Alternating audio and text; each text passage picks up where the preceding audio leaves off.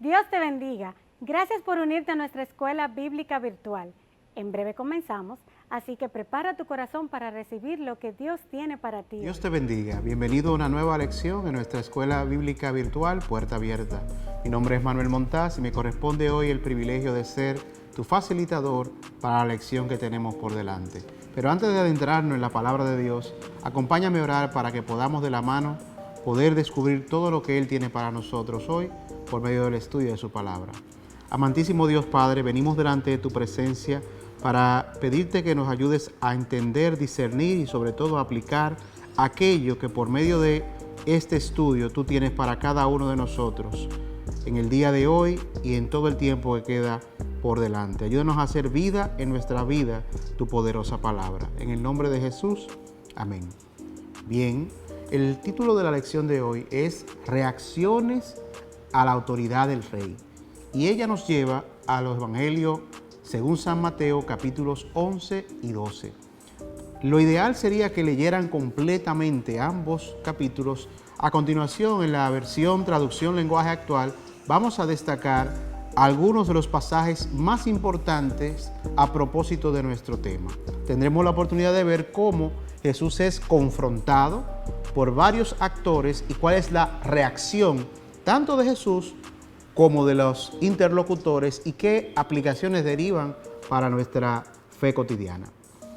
En el Evangelio según Mateo, traducción lenguaje actual, versos 2 al 6, leemos: Juan el Bautista, que estaba en la cárcel, oyó hablar de todo lo que Jesús hacía y envió a algunos de sus propios discípulos para que le preguntaran a Jesús: ¿Eres tú el Mesías que Dios prometió enviarnos o debemos esperar a otro? Jesús respondió: Regresen y cuéntenle a Juan todo lo que ustedes están oyendo y viendo. Ahora los ciegos pueden ver y los cojos caminan bien, los leprosos quedan sanos y los sordos ya pueden oír. Los que estaban muertos han vuelto a la vida y a los pobres se les anuncia la buena noticia de salvación. Dios va a bendecir a los que me ven hacer esto y no me abandonan, dijo que le dijeran a Juan. Más adelante, los versos 16 a 19 dice: Ustedes, los que viven en esta época, son como los niños que se sientan a jugar en las plazas y les gritan a otros niños: tocamos la flauta, pero ustedes no bailaron. Cantamos canciones tristes, pero ustedes no lloraron. Porque Juan el Bautista ayunaba y ustedes decían que dentro de él había un demonio. Luego vine yo, el Hijo del Hombre, que como y bebo, y ustedes dicen que soy un glotón y un borracho, que soy amigo de gente de mala fama y de los que no obedecen a Dios. Pero recuerden que la sabiduría de Dios es probada por sus resultados. Más adelante, capítulo 12, versos 9 al 14, dice: Jesús se fue y entró en la sinagoga del lugar. Allí había un hombre que tenía una mano tullida. Como los fariseos buscaban la manera de acusar de algo malo a Jesús, le preguntaron: ¿permite nuestra ley sanar a una persona en el día de descanso? Jesús les respondió: si a uno de ustedes se le cayera una oveja en un pozo en el día de descanso, ¿la sacaría de allí?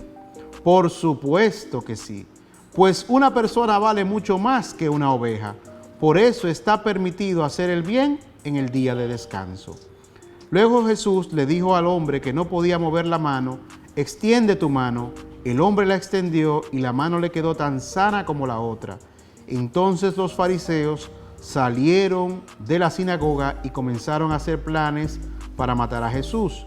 Finalmente, los versos 24 al 28 añaden: pero algunos de los fariseos oyeron a la gente y pensaron: Jesús libera de los demonios a la gente porque Belcebú, entiéndase Satanás, el jefe de los demonios, le da el poder para hacerlo. Jesús se dio cuenta de lo que ellos pensaban y les dijo: si los habitantes de un país se pelean entre ellos, el país quedará destruido. Si los habitantes de una ciudad se pelean unos contra otros, la ciudad quedará en ruinas. Y si los miembros de una familia se pelean entre ellos mismos, se destruirá la familia. Si Satanás lucha contra él mismo, destruirá su propio reino. según ustedes, yo expulso los demonios porque Satanás me da ese poder. Si eso es cierto, entonces, ¿quién les da el poder a los discípulos de ustedes para echar fuera a los demonios? Y si ustedes me responden que Dios les da ese poder, quedará demostrado que ustedes están equivocados. Y si yo echo fuera a los demonios con el poder del Espíritu de Dios, con eso les demuestro que el reino de Dios ya está aquí. Vamos entonces a continuación a desmenuzar un poco este texto. Primeramente, en estos capítulos 11 y 12 encontramos a Jesús siendo confrontado primero por los discípulos de Juan, luego por los fariseos, finalmente por el pueblo y hasta el final vemos a su propia familia que llega a intervenir. Mientras él está ocupado en hacer la obra de Dios y hace múltiples señales y milagros, a la vez que enseña los misterios que hoy tenemos por delante en la palabra del Señor.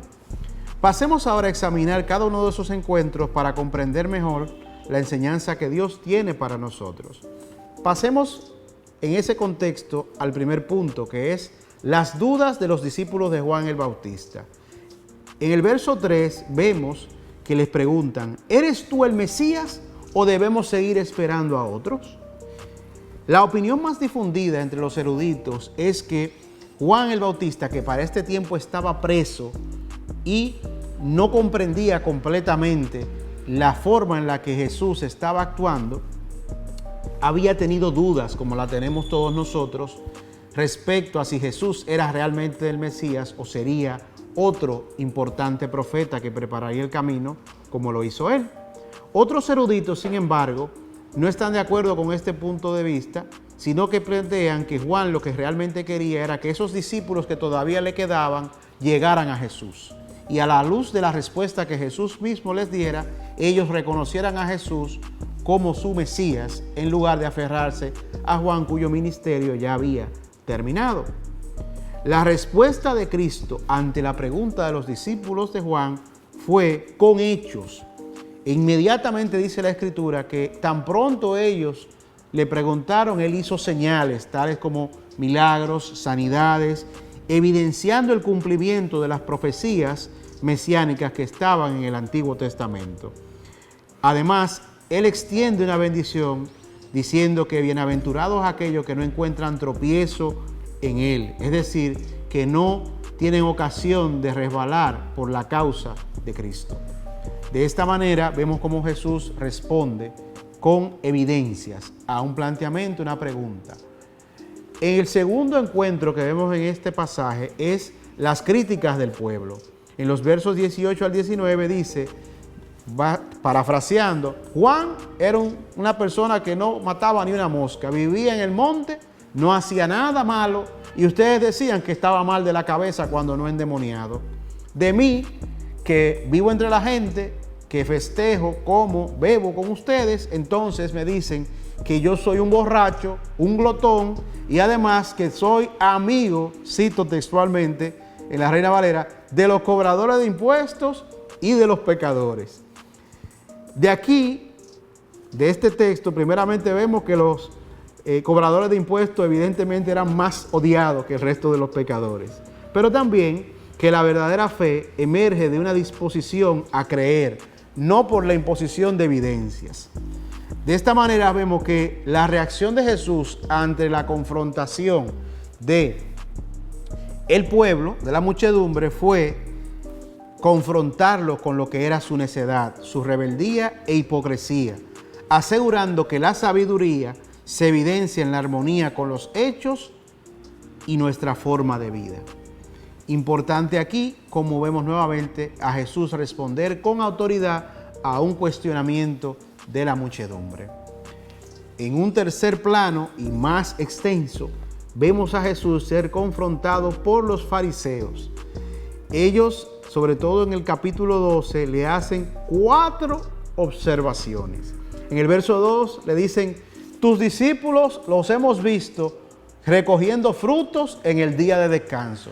A manera de contexto, los discípulos tenían hambre, estaban pasando por un campo y la ley judía permitía que si usted pasaba por un campo y habían frutos en el suelo, en esos días te podías recogerlos y comer. Eso era una tradición en esa cultura. Pero como era el día de descanso y ellos tuvieron hambre y iban recogiendo del piso, los fariseos querían señalar como que eso era un trabajo. También en el verso 12 le preguntan a Jesús, miren la maldad, ¿permite la ley que una persona trabaje sanando en sábado, en el día de descanso? Fíjense la palabrita. Aquí Jesús estaba sanando a las personas con necesidad y lejos de condolerse de la necesidad de esas personas, lo que los fariseos hacen es hacer una pregunta de la que llamamos capciosa, un gancho. Escúchelo otra vez. ¿Permite nuestra ley que en el día de descanso la gente trabaje sanando? Para que se destaque, que trabaje. Lo que querían era que él respondiera y pillarlo en una respuesta. Luego en el versículo 24 vemos que estaban pensando, cuando lo veían haciendo esas señales, este hombre lo hace con el poder del diablo. El Señor lo reprenda. Y en el verso 38 vemos que ellos después le dicen, se ponen como la gatica de María Ramos, dicen los dominicanos, que tira la piedra y esconde la mano. Dicen, maestro, queremos una señal de tu autoridad, como para ver qué es lo que iba a hacer. Como si no habían visto todos estos capítulos a Jesús sanando gente y respondiendo con excelencia a todo tipo de cuestionamiento. Pero aquí vemos entonces a los fariseos llenos de malicia, buscando la ocasión para destruir a Jesús, para hacerle daño. Y todos nosotros los creyentes, los que queremos hacer algo bueno en este mundo con frecuencia, al igual que Jesús, porque en esto nos parecemos a Él, somos confrontados. Y vemos gente mala, que la verdad, de verdad existe, tramando hacer cosas para obstaculizar.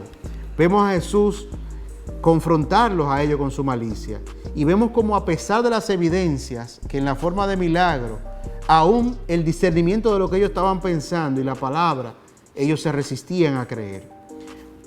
Pongamos atención a cómo Jesús reacciona a estos planteamientos. Primero, Jesús les respondió a la cuestión de que los discípulos recogían comida en el día de descanso.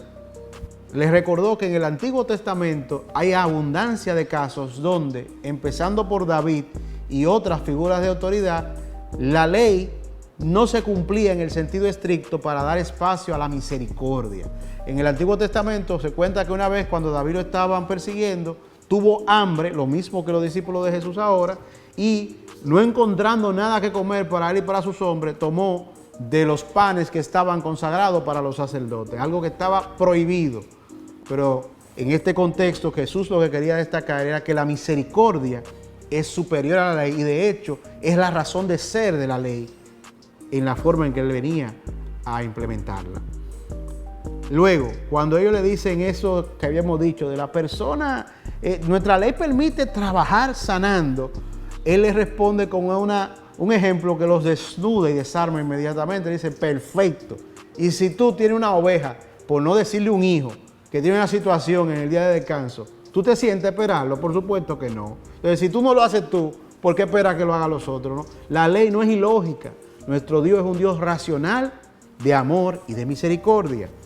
Luego, cuando ellos estaban hablando de que en el día de descanso no se pueden hacer esas obras de caridad, también Jesús en el verso 12 les aclara que desde la perspectiva de Dios, siempre, escúchelo bien hermano, siempre es oportuno hacer el bien. Nosotros no descansamos de hacer el bien como no lo hace tampoco el Señor. Siempre es oportuno hacer el bien. El bien en Dios, con Cristo, no descansa. En el verso 27, aquí viene la parte donde ellos le están diciendo, no, pero tú eres con el demonio que está combinado para sacar a esa gente. Le da dos respuestas, o sea, el gancho derecho y el izquierdo. Lo primero es que los mismos fariseos, cuando había una persona endemoniada, hacían los rituales para tratar de expulsar el demonio y ocasionalmente esto sucedía. Entonces le dice, bueno, si yo lo hago con esa autoridad, entonces ¿con qué autoridad lo hacen ustedes? No es lo mismo. Pero lo segundo fue todavía más contundente, porque en el verso 29, en algunas versiones dice que para poder atar a un hombre en su casa hay que ser más fuerte que él, y que si un reino está dividido contra sí mismo, no puede prevalecer. Entonces Satanás no va a expulsar a Satanás. Para expulsar a Satanás hay que ser más fuerte que Satanás. Y aquí ustedes tienen a alguien más fuerte que Satanás. De hecho, se extiende Jesús a decir no solamente eso, sino que en el día del juicio, en los últimos tiempos, versos 40 y los demás, ustedes van a ver la señal que ustedes están pidiendo. La señal que les voy a dar ahora, dice Cristo, va a ser que como el profeta Jonás, voy a 3 días estar en el vientre de este mundo.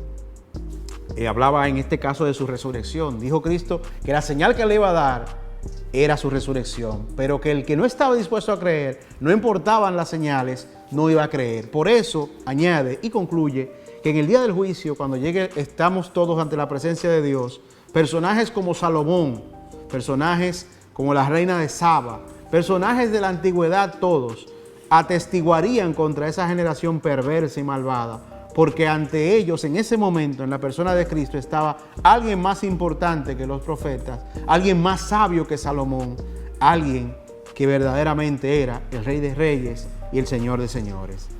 Vamos entonces a concluir nuestro estudio con 4 aplicaciones bien puntuales. Pero para llegar a esas aplicaciones, en esta ocasión vamos a hacernos 4 preguntas. La primera, ¿por qué dudamos de Jesús?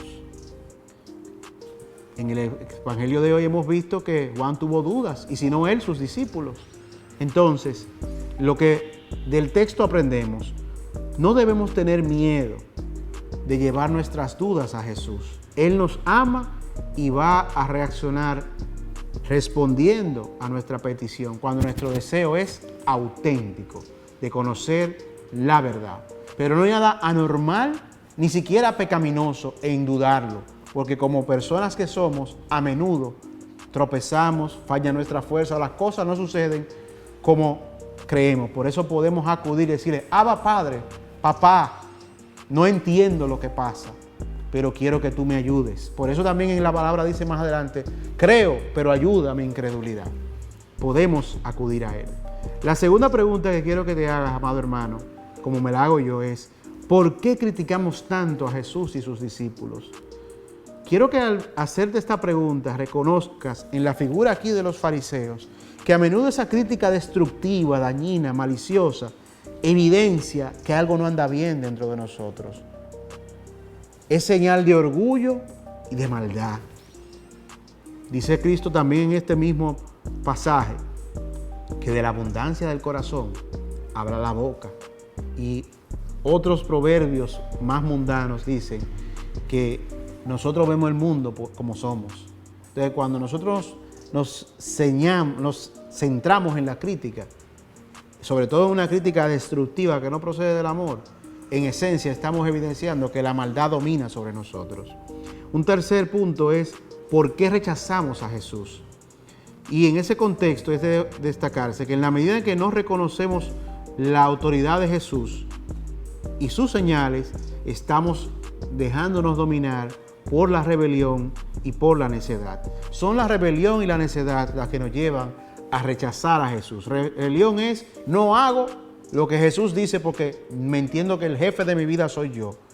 Yo quiero hacer las cosas como yo quiera. Y no creemos las señales porque no queremos creer.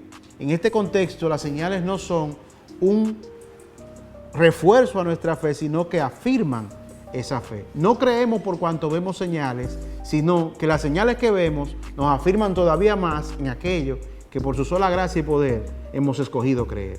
Y finalmente, hemos de responder a la pregunta, ¿por qué debemos rendirnos a Jesús? Y la respuesta que extraemos de este texto es bastante puntual y simple. Debemos rendirnos a Jesús porque Él es Dios, Salvador y Redentor de nuestras almas. No hay otro camino. Él es el que tiene la autoridad para actuar y decir aquellas cosas que verdaderamente transforman no solamente nuestra mente, sino también nuestra alma. Y por medio de nuestra mente y nuestra alma, todo lo demás. Amado hermano, espero que esta lección haya sido de gran provecho para ti, como lo ha sido para mí. Oremos para despedir este estudio en este momento. Amantísimo Dios y Padre, te pido que extiendas este estudio, permitas que nazca el deseo de profundizar en tus verdades eternas, en las personas que lo escuchan. Que vayan y vean lo que dice la palabra directamente, los capítulos 11 y 12 de Mateo, y que en este día, aquel que lo haga, tú le hables de manera directa y encuentre el sustento oportuno para sus dudas, para sus quejas, para la rebelión, la necedad y aún la sanidad de su alma. Nuestra clase de hoy ha finalizado. Nos encontramos el próximo lunes. Comparte este video para que otros sean bendecidos. Dios te bendiga.